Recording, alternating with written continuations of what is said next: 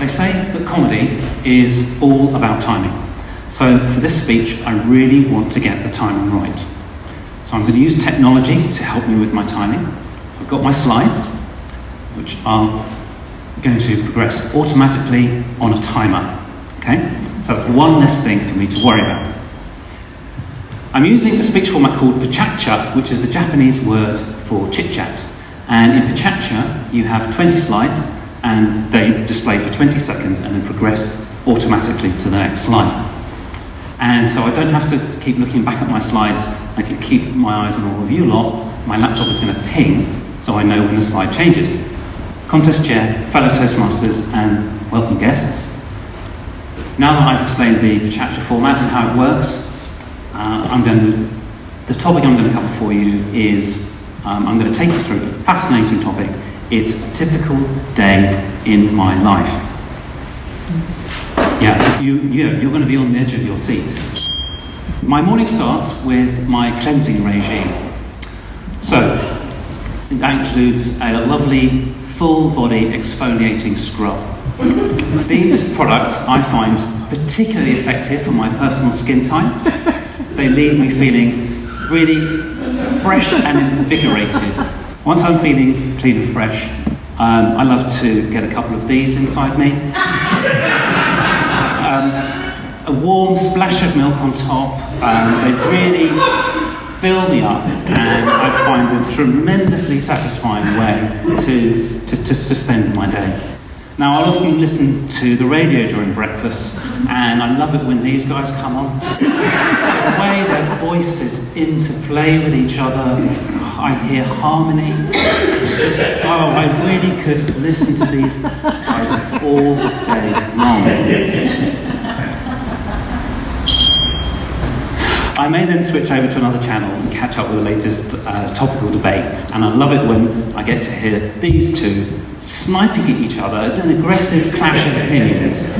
They're always trying to make each other look foolish, and it's tremendously entertaining. I absolutely love that. Now, I might even catch up on some daytime TV if there's a chance, and I'll admit I was initially sceptical when these two took over the This Morning TV show as hosts, but I must admit they've won me over with their good-natured banter and implied sexual chemistry. During the workday, listen to some more radio, and I think these two get too much airtime, to be honest. I know some of the work they've done together recently is quite popular with some people, but I'm not a fan, and I just think they get too much exposure. Really, really does bother me. Now, I must admit, I have a bit of a soft spot for this messy-haired Brit. It's good to see him collaborating with his American friend, but you know, this Englishman, you've got to admit, he's got a lot of talent, and I look forward to him being in the top spot in the UK for many years to come. So here's a couple of undeniably powerful men. Some people think they are maybe figures of fun, people to be laughed at, but I take them very seriously indeed. I think they represent a clear danger to the world that we live in, so I don't think they're a laughing matter at all. Of course, the film and TV industry is full of wild and wacky characters.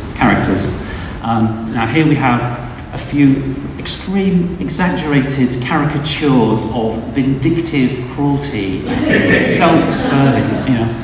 Call that entertainment? I'm not sure. Now, on the way home from work, I may get out my iPhone and catch up with the BBC iPlayer and, you know, the celebrity dancing show. And, you know the one, don't I? I love it when famous people get out of their comfort zone through the medium of dance. Some of them are very talented indeed. Some of them are awful, and you know they don't last that long, do they?